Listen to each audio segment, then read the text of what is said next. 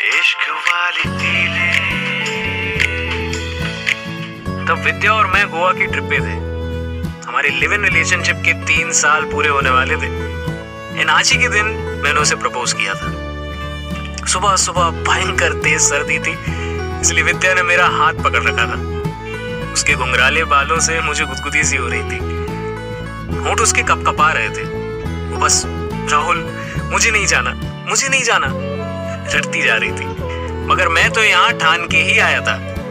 हम दोनों जब पहली बार मिले थे ना, तभी उसने बताया था कि उसे हाइट से कितना डर लगता है। वो बोलती थी चाहे जो भी हो जाए मैं कभी नहीं कूदूंगी, हरगिज नहीं।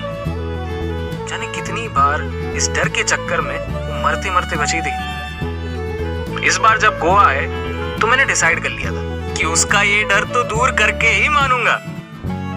नाम याद नहीं आ रहा, मगर हम गोवा की उस पहाड़ी पर खड़े हुए थे जहां से सीधा समुंदर में छलांग लगा सकते हैं। पांव के आगे बड़ी सी ढलान सी और उसके आगे लहरें मारता समुंदर। विद्या भी कुछ कम नहीं लग रही थी। येलो ड्रेस में गजब दिख रही थी। पांव उसके कपकपा रहे थे। मैंने उससे कहा चलो विद्या कूदे, बस एक बार, घबरा मत, कुछ नहीं होगा। हम साथ साथ तैरते तैरते किनारे तक पहुंच जाएंगे। पर वो तो डर रही थी। पहाड़ी की कगार से नीचे समुंदर तक का इत्तू सा रास्ता उसे जबरदस्त लंबा लग रहा था। पीली सी पड़ गई थी वो। नीचे झांकने की कोशिश की तो जैसे उसका दम निकल गया। मुझे लगा अब ये नीचे कूदेगी तो क्या होगा।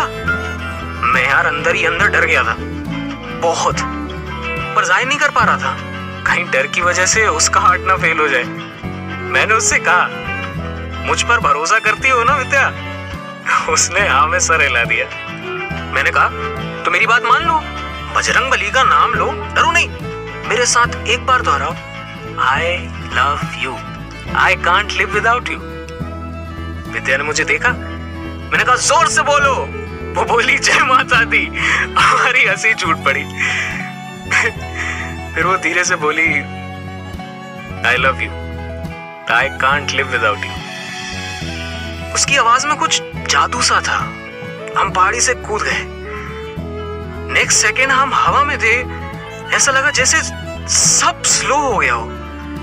एक दूसरे को जोर से पकड़े हम नीचे जा रहे थे। उसके नाखून मुझे चुभ गए थे, पर मैंने कोई आवाज नहीं की। समुंदर के ठंडे पानी में हम ठिठुर गए।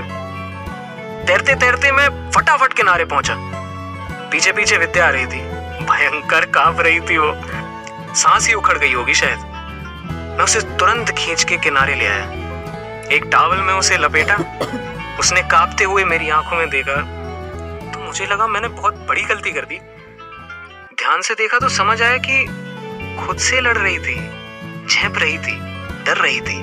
पर जैसे ही मैं उसके लिए कॉफी लेने के लिए आगे जाने लगा, उसने बोला एक बार फिर से करें। हम फिर से पहाड़ी पहुंच गए। वो फिर सफेद पड़ गई। हम उसी हाइट पर पहुंच गए थे। मैंने उसकी कमर में हाथ डाला, उसके पीछे खड़ा हो गया। फिर से मैंने उसके कानों में फुसफुसाया I can't live without you, I love you. उसने भी दोहराया। अपने दोनों हाथ उठाए। मैंने उसे हवा में उठाया और हम फिर उस गहराई में जा रहे थे। नीचे देखा तो ऐसा लगा कि हम अपनी जगह पर ही हैं और इस बार समुंदर बहुत तेजी से हमारी ओर आ रहा हो। बड़ी ठंडी हवा हमारे चेहरे पर लग रही थी। ऐसी आवाज आ रही थी मानो कोई तेज सीटी बजा रहा हो। इस बार नीचे पहुंचकर पानी के अंदर हमने एक दूसरे को देखा। हमने वहीं थोड़ी मस्ती की। वो भी हैरान थी कि उसने ये कर दिखाया। उसके हर एक एक्सप्रेशन से साफ झलक रहा था कि उसे बिल्कुल उम्मीद नहीं थी कि वो ये कर पाएगी।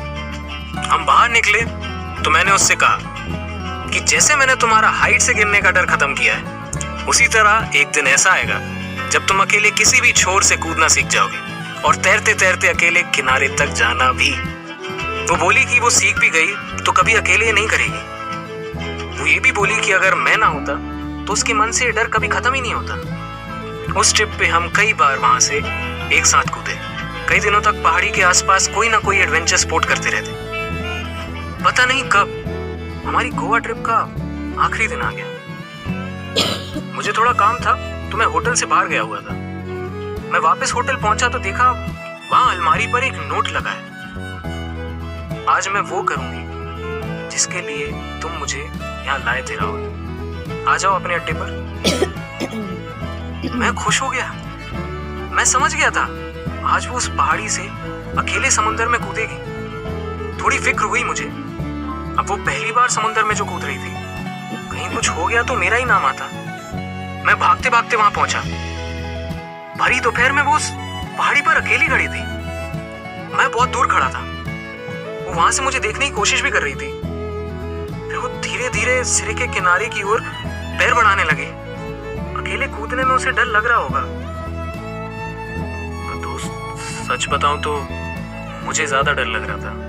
फिर भी गर्व था कि मैंने उसे अकेले समुद्र में छलांग लगाना सिखाया था। पर वो आगे बढ़ती जा रही थी, बिना झिझके, बिना रुके।